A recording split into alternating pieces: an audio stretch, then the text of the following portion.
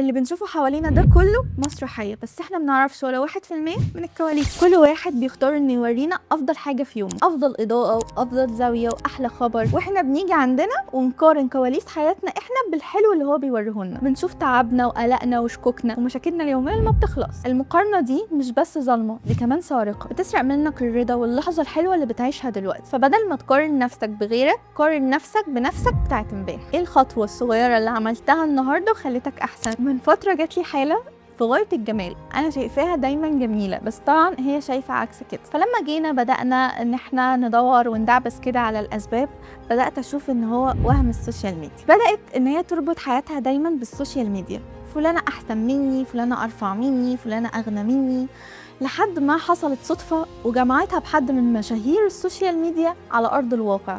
وقتها لما شافتها عكس خالص لما بتبان من ورا الكاميرا.